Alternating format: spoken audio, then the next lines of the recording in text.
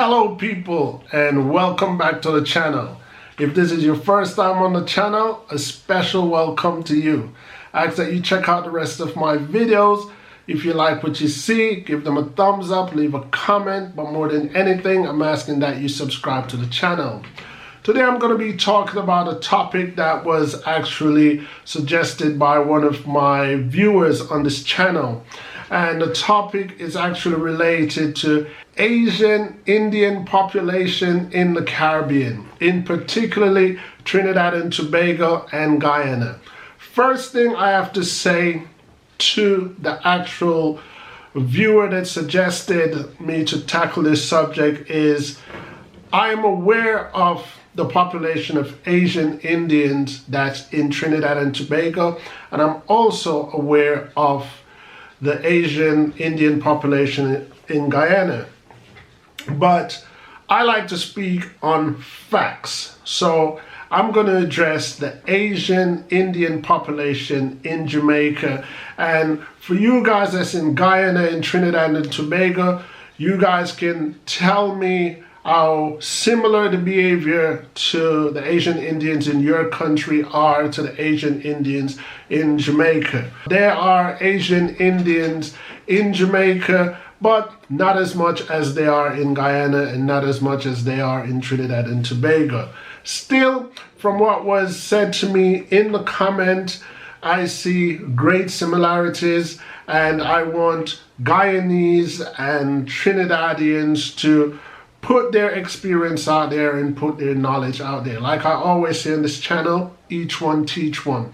You guys inform me as to the experiences or to the culture of Asian Indians in your country, and I will address it, and other viewers and other readers can actually also put their experience out there, and that's how we will enrich a particular subject. And who knows, we could make a change for the better. In Jamaica, we do have Asian Indians that we call Indian Jamaicans, or we call them Coolie. I mean, almost every black Jamaican or brown Jamaican knows a Coolie family or an Indian family. They are usually nicknamed. One or two of them are usually nicknamed by us. We either call him Indian or we call him Coolie. Or if his name is John, we refer to him as Coolie John or Coolie Paul or so, to differentiate between him and Black John, or we would call Nigger John and Coolie John, you know, so quite aware of the Indian population.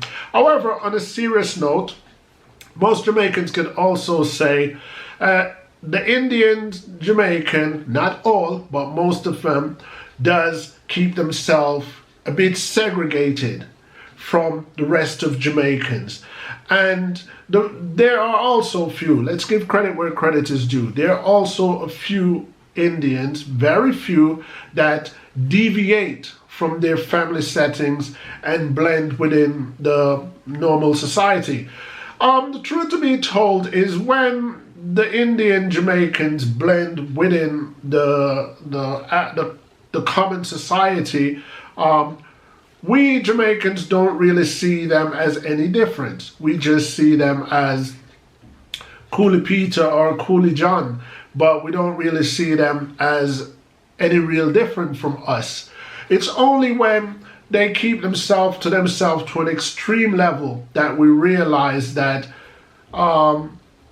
maybe there's some prejudice there, maybe there's some bias there, or who knows, maybe they are a bit snobby.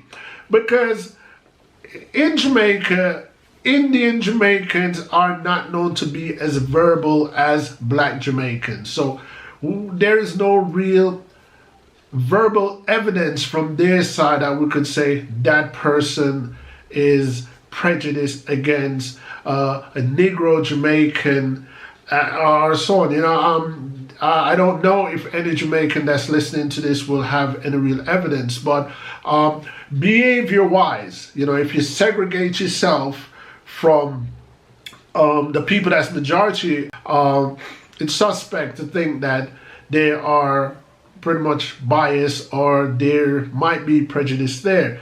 But that's the only evidence I have as a Jamaican. I can't really say there has been behavior like towards black Jamaican from an Indian person. So I would definitely need more information on these things. But I can say most Jamaicans, most Asian Indians that are in Jamaica, they tend to breed within their circle. So that could be also a reason for a lot of people go, At the same time, there are a small few, like I say, who deviate and breed among the population of black Jamaicans.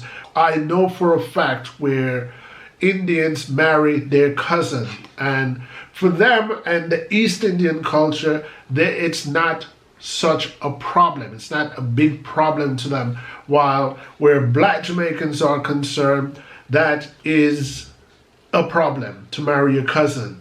When I was growing up in Jamaica, they usually have a little bit of money more than the black Jamaicans. So a lot of Indians in Jamaica, they usually have either a butcher's business or they either have haberdasheries. They are famous for having haberdasheries that sell clothing, cloths, buttons and needles and thread and so on and so forth. So they usually have a little bit of money more than the average black Jamaicans, and there's usually that segregation. I can't somewhat speak 100% on it and say this is what's going on in Trinidad and this is what's going on in Guyana, unless a Guyanese source or a Trinidadian source bring some information to me personally or bring it to the page, and then maybe other people can be talking about it. At the end of the day, whether you're Asian, Indian, Caribbean, or you're black Caribbean, or you're white Caribbean,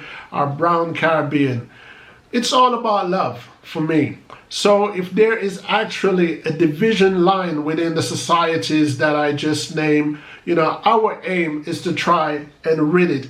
Hatred and separation, it's not going to get us anywhere. I understand that some people with a few little shekels over the others may feel as if they are better than them in one way or another, but let's face it, we all bleed blood. We all are just people. So if and when anyone brings this information to me that highlight prejudice in these two countries or any other country in the Caribbean, please know for a fact that the only way I'm going to address these is not to keep the divide wider, but to attempt to bring us closer, because Indian, blacks, brown, mixed, we're all people. And the aim of my talks about these subjects is to make Caribbean people come together as one, despite what's the color of your flag that you're waving in representation of your country. And while I'm on this topic, it's only right that I touch the so-called Chinese invasion in Jamaica. Jamaica belongs to Jamaicans. And where a democracy is concerned, Jamaica appoints a prime minister to work on their behalf. If Jamaicans feel as if they're being held out in the dark and they do not understand the presence of so much Chinese national in Jamaica, Jamaicans have a right to petition the Prime Minister to address their presence, and any worries or concern that Jamaicans may have, it's the Prime Minister's duty to clarify to them. Before I wrap up this vlog as well, there was another comment where one of my viewers suggested that I should address the fact that Jamaicans have to stop breaking their neck to go to Canada, the UK, and the USA. The guy was pretty much saying what I've always said. Sorry, I said the guy. I'm not sure if it's a guy or a female. The person was actually saying what I've always said. The world is big. United States of America, Canada, and UK, they are great countries, but they are pretty much only ambitions that Jamaicans want to travel. That's the tunnel vision there. That's what Jamaicans focus on. And yeah, He was suggesting Africa. He was saying there are a few Jamaicans in Africa and I should encourage other Jamaicans to go to Africa and see what Africa is about for themselves. I won't only promote Africa in this sense, but I will say to my Jamaican people, the world is big. The last time, if I'm correct, there were said to be 192 countries. And the last time I checked, Jamaicans could travel to about 70 plus of those countries visa-free. So, Jamaicans, whoever is curious to see the world or see where opportunities lies, you don't know where it may be waiting for you. The world is huge. If you're with me, then support me. On this channel, each one teach one. If and when you guys ever hear me say something that you know for a fact isn't so, each one teach one. Until next time, people. Peace.